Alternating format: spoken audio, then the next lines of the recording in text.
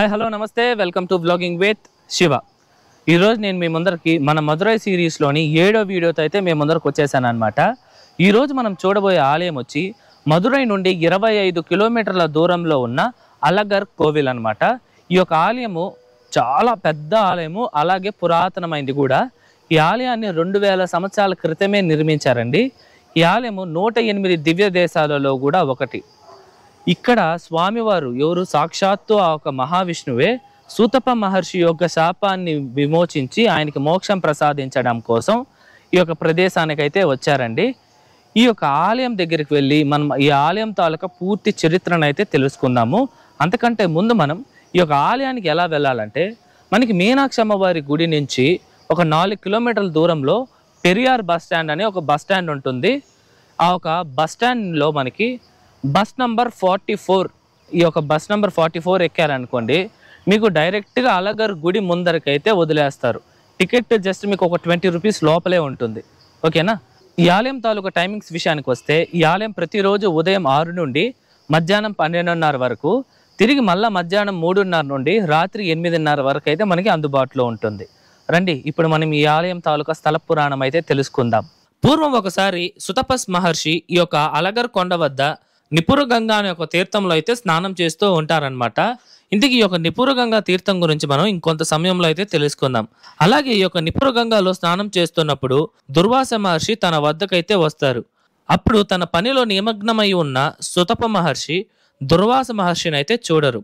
దాంతో కోపగించుకున్న దుర్వాస మహర్షి సుతప మహర్షిని కప్పలాగా మారమని అయితే శపిస్తారు. అంతేకాకుండా ఆ శాపం యొక్క విమోచనం కలగాలి అంటే సాక్షాత్తు సుందర్రాజ పెరుమాళ్, అదేనండి సాక్షాత్తు ఆ ఒక మహావిష్ణువే ఇక్కడికి వచ్చి నీకు నిజరూప దర్శనాన్ని ఇస్తే నీ యొక్క శాపం అయితే విముక్తి కలిగి నీ యొక్క నిజరూపానికి వస్తావు అని అయితే చెప్తారు.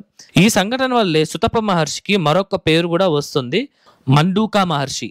మండూకా అంటే కప్ప అని అర్థం వస్తుందండి. దాంతో చేసేదేమీ లేక ఒక మహర్షి వేగవతి నది వద్దకైతే వెళ్తారు. ఈ యొక్క వేగవతి నది మనకి మధురైలోనే ఉంటుందండి. ఈ యొక్క నదికి మరొక పేరు వైగై నది. ఈ యొక్క వైగై నది ఒడ్డున ఒక మహర్షి స్వామివారికి కఠోరమైన తపస్సునైతే చేస్తారు. దాంతో ఆ మహర్షి యొక్క తపస్సు అలాగే ఆయన భక్తికి మెచ్చిన సుందర్రాజ పెరుమాళ్ వారు ఆ ఒక మహర్షికి ఇక్కడ నిజరూప దర్శనాన్ని అయితే ఇచ్చి తనను ఆశీర్వదిస్తారు. ఆ మహర్షి శాపం నుండి విముక్తి చెంది కప్ప నుండి ఆయన నిజరూపమైన మానవ రూపానికి అయితే వచ్చేస్తారు.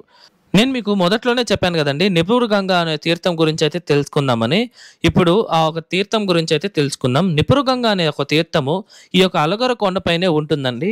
ఈ యొక్క తీర్థం సాక్షాత్తు మహావిష్ణువు యొక్క చీలమండ నుండి వస్తుందని అయితే అంటారు. చీలమండ అంటే కాళ్ళు కడియం అని అయితే అర్థం అండి. ఇప్పటికీ కూడా ఆ ఒక నీరు ఈ యొక్క కొండ నుండి ఎక్కడి నుండి వస్తుందో కూడా ఎవ్వరికీ తెలియదు అనమాట. ఈ యొక్క నీటితోనే స్వామివారికి కూడా అభిషేకాలన్నీ నిర్వహిస్తారు.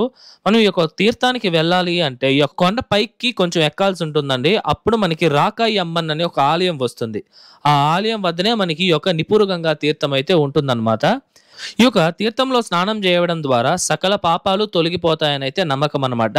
ఈ తీర్థంలో నీరు మాత్రం సంవత్సరం పొడుగునా ఉంటూనే ఉంటుందండి. ఇప్పుడు వరకు నీరు ఎండిందే లేదంట. మీరు కొండ పైకి వెళ్ళలేరు అనుకుంటే మాత్రం మనకి ఈ యొక్క అలగర్ గుడి లోపలికి ఎంటర్ అవ్వంగానే మనకి రైట్ సైడ్లో ప్రసాద కేంద్రం అనేది వస్తుంది. ఆ ఒక ప్రసాదం పక్కనే మనకి ఒక వాటర్ ట్యాప్స్ అన్ని పెడేసి ఉంటారనమాట, నీళ్ళ కొలాయిలు వరుసగా. అక్కడే మనకి నిపురగంగా అనైతే బోర్డు ఉంటుంది. ఆ ఒక ఆ కొలాయిలో వచ్చే నీళ్లు కూడా మనకి ఆ ఒక నిపురగంగా తీర్థం నుండి వచ్చేదే. మీరు పైకి వెళ్ళకపోతే ఇక్కడ కూడా నీళ్ళు పట్టుకోవచ్చు. ఈ ఆలయంలో స్వామివారిని అయితే సుందర్రాజ పెరుమాళ్ అని లేదా అలగర్ పెరుమాళ్ అని అయితే పిలుస్తారు. అలాగే స్వామివారి యొక్క ఉత్సవమూర్తిని అయితే కళ్ళలగర్ అని అయితే పిలుస్తారండి.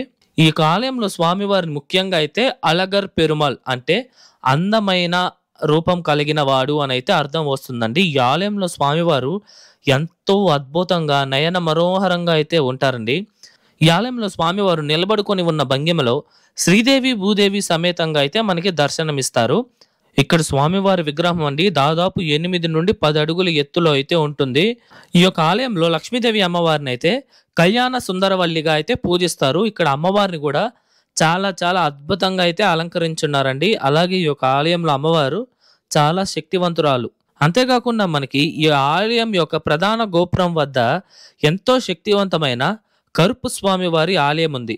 మనము ఈ యొక్క సుందరరాజ పెరుమాళ్ స్వామి వారిని దర్శించుకునే ముందే ఇక్కడ కరుపు స్వామి వారి ఆలయాన్ని అయితే దర్శించుకోవాలని అయితే చెప్తారండి. ఈ యొక్క స్వామివారే ఈ యొక్క ఆలయానికి గాని, ఈ యొక్క అళగర్ కొండకి గాని రక్షణ. ఈ యొక్క కరుపు స్వామి ఆలయం అయితే ఓపెన్‌లో ఉండదండి. మనం బయట నుండే దర్శించుకోవాలి. మనకి పూజలు కూడా ఈ ఆలయం తాలూకా తలుపుకే చేస్తారనమాట. ఈ ఆలయం సంవత్సరానికి ఒక్కరోజు మాత్రమే ఓపెన్ చేస్తారు. ఈ ఆలయం తలుపుల వెనకాల 18 మెట్లు ఉంటుంది. ఆ మెట్ల పైనే మనకి కరుపు స్వామి వారైతే ఉంటారు. ఇలా 18 మెట్ల పైన ఉన్నందున ఇక్కడ స్వామివారిని తమిళ్లో 18 పడి కరుప్పన్ అని కూడా పిలుస్తారు. అలాగే ఈ యొక్క మదురైలో మీనాక్షి తిరుకల్యాణం అనే పండుగ జరుగుతుంది కదా, అప్పుడు ఇక్కడ నుండి సుందరరాజ పెరుమాళ్ వారైతే వైగై నది వద్దకు వెళ్తారు. అప్పుడు స్వామివారి ఒంటి మీద ఎన్ని బంగారు ఆభరణాలు ఉన్నాయి, అలాగే స్వామివారు తిరిగి వచ్చిన తర్వాత కూడా స్వామివారి ఒంటిపైన అన్నే బంగారు ఆభరణాలు ఉన్నాయా లేవా అనేది ఇక్కడ కరుపు స్వామి వారి ముందర నిలబడి ఆ యొక్క బంగారాన్ని అయితే లెక్కించి ఆ యొక్క కరుపు స్వామి వారికి అయితే చెప్తారంట. అది ఈ యొక్క ఆలయం తాలూకా నమ్మకం అన్నమాట. ఇప్పుడు మనం ఈ ఆలయం యొక్క పూర్తి నిర్మాణ చరిత్ర విషయానికి వస్తే, ఈ ఆలయాన్ని చాలా మంది 6వ శతాబ్దంలో అయితే నిర్మించారని చెప్తున్నారు. కాకపోతే 6వ శతాబ్దం కన్నా ఈ యొక్క ఆలయం అంతకన్నా పురాతనమైందండి. ఎలా అంటే కొన్ని శాసనాల ప్రకారం అయితే ఈ యొక్క ఆలయం 2 నుండి 3వ శతాబ్దం అంటే దాదాపు 1800 నుండి 2000 సంవత్సరాల క్రితం పాండ్యరాజు అయిన మలధ్వజ పాండ్యన్ ఈ యొక్క ఆలయాన్ని అయితే నిర్మించారని అయితే చెప్తున్నారు. ఈ యొక్క ఆలయం మనకి దాదాపు 2.5 నుండి 3 ఎకరాల విస్తీర్ణతలో అయితే ఉంటుందండి. ఈ ఆలయం మొత్తం రాతితో ద్రవిడ నిర్మాణ శైలిలో అయితే నిర్మించారనమాట. ఈ ఆలయం చుట్టూరు ఎంతో పొడవైన రాతి గోడలు, అలాగే ఈ యొక్క ఆలయంలో మీరు చూడొచ్చండి దాదాపు 7 అంతస్తుల గంభీరమైన రాజగోపురం మనం చూడవచ్చు. ఈ యొక్క రాజగోపురంపై మనకి ఎన్నో అద్భుతమైన శిల్పకళలను అయితే చూస్తున్నాం మనము. ఈ ఆలయంలోనే మనకి మండపాలలో అద్భుతమైన స్తంభాలు అయితే ఉంటాయండి. ఆ ఒక స్తంభాల పైన ఎంతో అద్భుతమైన శిల్పకళ అయితే మనం చూడవచ్చు. చూస్తుంటే చూస్తూనే ఉండిపోవాలనిపించేలా అంత అద్భుతంగా అయితే ఉందన్నమాట. ఈ ఆలయానికి పాండ్యరాజులే కాకుండా చోళరాజులు, విజయనగర రాజులు కూడా ఎంతో అభివృద్ధి చేశారు. అతి ముఖ్యంగా మదురై నాయకర్లు ఈ యొక్క ఆలయాన్నే కాదు, మదురైలో ఉన్న ఆల్మోస్ట్ అన్ని ఆలయాల్ని అభివృద్ధి చేసింది అయితే వాళ్ళే. ఆ ఒక మదురై నాయకర్లు ఈ యొక్క ఆలయాన్ని భారీ స్థాయిలో అయితే పునర్నిర్మాణ పనులు అయితే చేపట్టారు. అలాగే మనకి విజయనగర చక్రవర్తుల కాలంలోనే ఎంతో అద్భుతమైన రాతి నిర్మాణం, అలాగే కళ్యాణ మండపాలను కూడా నిర్మించారు. ఈ ఆలయంలో మనం కరుపు స్వామి వారి ఆలయము, అలాగే సుందరరాజ పెరుమాళ్ స్వామివారితో పాటు ఈ ఆలయంలో మనం దర్శించాల్సింది ఇంకో స్వామివారు శ్రీ యోగ నరసింహ స్వామి వారి ఆలయం. ఇక్కడ స్వామివారు అయితే చాలా చాలా అద్భుతంగా అయితే ఉంటారండి. అక్కడ మనం ఆ యొక్క నరసింహ స్వామి వారిని కూడా దర్శించుకోవచ్చు. అలాగే ఈ ఆలయాల స్తంభాల పైన మనకు 6 అడుగుల ఎత్తులో ఎన్నో అద్భుతమైన శిల్పకళలను అయితే మనం చూడవచ్చండి. అంతేకాకుండా 2013లో ఈ యొక్క కరుపు స్వామి ఆలయాన్ని శుభ్రం చేస్తున్న సమయంలో వాళ్ళకి ఇసుకతో కప్పబడిపోయి ఒక దట్టమైన చెట్లతో ఈ ఆలయం తాలూకా కోనేరు అయితే కనిపించిందంట. ఆ ఒక కోనేరును కూడా వాళ్ళైతే శుభ్రం చేశారు ఆ సమయంలో. ఇప్పుడు మీరు చూస్తోంది వచ్చేసి ఈ యొక్క ఆలయం తాలూకా కోనేరే. ఇన్సేపు మీకు చెప్పిన కోనేరు ఇదే అనమాట. ఈ యొక్క ఆలయం మనకి 12 మంది ఆళ్వార్లచే వాళ్ళ యొక్క ద్రవ్య ప్రబంధంలో రచించబడిన 108 విష్ణు ఆలయాలలో ఈ యొక్క ఆలయం కూడా ఒకటంది. అంత చరిత్ర కలిగిన ఆలయం, అంత శక్తివంతమైన ఆలయం ఈ యొక్క ఆలయం. ఈ ఆలయంలో జరిగే అతిపెద్ద పండుగ వచ్చేసి మీనాక్షి తిరుకల్యాణం అప్పుడండి. ఈ యొక్క పండుగ తమిళ నెలైన చిత్రైలో ఏప్రిల్ నుండి మే అంటే దాదాపు ఒక నెల రోజులైతే ఈ యొక్క ఫెస్టివల్ జరుగుతుంది. అందులో మొదటి 15 రోజు మదురైలోని మీనాక్షి అమ్మవారి వివాహం జరుగుతుంది. దాని తర్వాత వచ్చే 15 రోజులు ఇక్కడ నుండి స్వామివారు మదురైలోని వైగై నది వద్దకు వస్తారు. ఈ చరిత్ర ఏమిటంటే మీనాక్షి అమ్మవారు అలాగే సుందరేశ్వర స్వామి వారికి వివాహం అయితే జరుగుతుందన్నమాట. ఆ ఒక వివాహానికి మీనాక్షి దేవి అన్నైన అళగర్ పెరుమాళ్ళని అయితే పిలుస్తారు. అవునండి, పార్వతీదేవి యొక్క అన్న ఇక్కడ మహావిష్ణువు అని అయితే నమ్ముతారనమాట. అప్పుడు స్వామివారి యొక్క కొండలు అడవులను దాటుకొని ఆ ఒక వివాహానికి వెళ్లే లోపు ఆలస్యం అయిపోతుంది. దాంతో మీనాక్షి అమ్మకి సుందరేశ్వర స్వామికి అయితే వివాహం అయిపోతుంది. అప్పుడు అలగర్ స్వామికి ఇక్కడ వైగై నది వద్దకు వస్తూ ఉండగా వివాహం అయిపోతుందని తెలిసి చాలా కోపం అయితే వస్తుంది. అప్పుడు స్వామివారిని శాంతపరచడం కోసం మీనాక్షి సుందరేశ్వరులు ఈ యొక్క వైగై నది వద్దకైతే వస్తారు.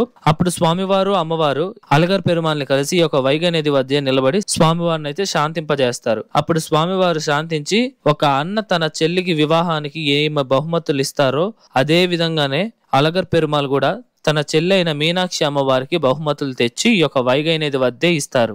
అలా ఇచ్చి నేను మదురైకి మాత్రం రాను అని చెప్పి స్వామివారు ఇక్కడ నుండి తిరిగి తన నివాసమైన ఈ యొక్క కొండలకైతే వచ్చేస్తారు. ఈ యొక్క చరిత్ర విన్న తర్వాత మీకు ఒక డౌట్ అయితే రావచ్చు. ఈ యొక్క చరిత్ర ప్రకారం మహావిష్ణువు ఆ ఒక్క వివాహానికి వెళ్ళలేదు అంటే మరి మీనాక్షి అమ్మవారి ఆలయంలో మనం చూసినట్టయితే స్వామివారు ఆ ఒక వివాహాన్ని దగ్గరుండి జరిపించారనే యొక్క విగ్రహాలు గాని శిల్పాలు గాని మనం ఎన్నో చూడొచ్చు. మరి ఇక్కడైతే వెళ్ళలేదు అని చూపిస్తున్నారు. దీనికి కారణం ఏంటి అని అడిగితే స్వామివారు అయితే నిజంగా అయితే వెళ్ళలేదండి. ఎందుకంటే అదే మీకు చెప్పాను కదా, శుభముహూర్తము దాటేస్తుందని వివాహం చేసేసుకుంటారు. అందుకు స్వామివారు అయితే అక్కడికి రాలేకపోతారు. కానీ అక్కడ ఎలా చూపిస్తున్నారు అంటే స్వామివారు వచ్చే లోపల ఆలస్యం అయిపోతుందనేసి పరమేశ్వరుడే తన మాయను ఉపయోగించి ఆయన మాయలో నుంచి మహావిష్ణువుని అయితే ఉద్భవించి ఆ ఒక వివాహాన్ని అయితే జరుపుతారనమాట. ఇప్పుడు అర్థమైంది కదా. ఈ యొక్క మీనాక్షి తిరుకల్యాణం అయితే 30 రోజులు అయితే జరుగుతుందండి. అందులో మొదటి 15 రోజులు అయితే మీనాక్షి అమ్మవారి గుళ్ళో అయితే జరుగుతుంది. నేను మధుర మీనాక్షి అమ్మవారి ఆలయం వీడియో కూడా చేశాను. ఆ వీడియో తాలూకా లింక్ డిస్క్రిప్షన్ లో ఇచ్చాను, చెక్ చేయండి. ఆ 15 రోజుల ఫెస్టివల్ ఎలా జరుగుతుందో ఆ వీడియోలో చెప్పానన్నమాట. ఈ యొక్క వీడియోలో మనం చివరి 15 రోజులు అలగర్ పండుగ గురించి అయితే తెలుసుకుందాం. ఈ యొక్క అలగర్ ఆలయం నుండి స్వామివారి యొక్క ఉత్సవ మూర్తి వైగై నది వద్దకైతే వెళ్తుంది. ఈ యొక్క ఉత్సవ విగ్రహాన్ని అయితే కళ్ళలగర్ అని అయితే పిలుస్తారండి. ఈ యొక్క విగ్రహం మొత్తం బంగారంతో అయితే చేయబడింది.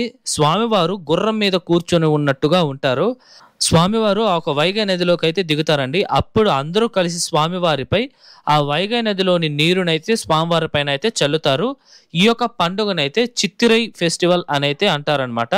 ఇదే అనమాట ఈ యొక్క పండుగ యొక్క ప్రత్యేకత. అలాగే స్వామివారు నదిలో దిగేటప్పుడు స్వామివారి యొక్క బట్టలు యొక్క రంగు ద్వారా ఈ యొక్క సంవత్సరం అనేది ఎలా గడుస్తుంది అని అయితే వాళ్ళు తెలుసుకుంటారనమాట. అది ఎలా అంటే స్వామివారు పచ్చ రంగు బట్టలు వేసుకొని వస్తే ఈ యొక్క సంవత్సరం అంతా పంటలు బాగా పండుతాయని, పసుపు రంగు బట్టలు వేసుకొని వస్తే ఈ యొక్క సంవత్సరం అంతా మంగళకరంగా జరుగుతుందని, ఎరుపు రంగు వేసుకొని వస్తే ఈ యొక్క సంవత్సరం అంతా కష్టాలుగా ఉంటుంది అని చెప్పి అయితే ఇక్కడ భక్తుల యొక్క నమ్మకం అన్నమాట.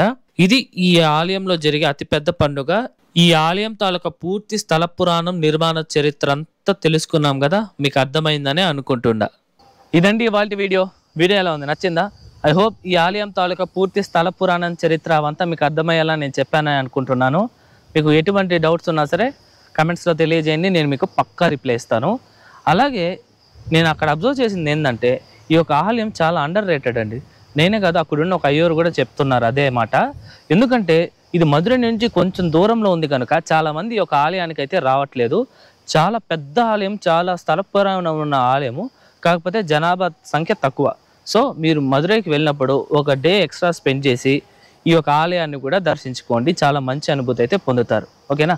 అలాగే ఈ వీడియోకి ముందే మన ఛానల్లో ఈ యొక్క మధురైలోని మీనాక్షి అమ్మవారి ఆలయం, కూడలలగర్ ఆలయం, అలాగే తిరుప్పరకుండరం అనే సుబ్రహ్మణ్య స్వామికి చాలా శక్తివంతమైన ఆలయం వీడియోలతో పాటు మరికొన్ని ఆలయం వీడియోస్ కూడా పెట్టాము. మన ఛానల్ ప్లేలిస్ట్లోకి వెళ్తే మీకు మధురై సిరీస్ అని ఉంటుంది, అందులో చెక్ చేయొచ్చు. లేదా నేను మీకు డిస్క్రిప్షన్లో కూడా ఇచ్చుంటాను, చెక్ చేయండి. ఈ వీడియో నచ్చితే లైక్ చేయండి, మీ ఫ్రెండ్స్ అండ్ ఫ్యామిలీస్కి అయితే షేర్ చేయండి. మరొక అద్భుతమైన వీడియోతో మీ ముందరకు వస్తా. అంతవరకు మీ శివవర ప్రసాద్ సైనింగ్ ఆఫ్.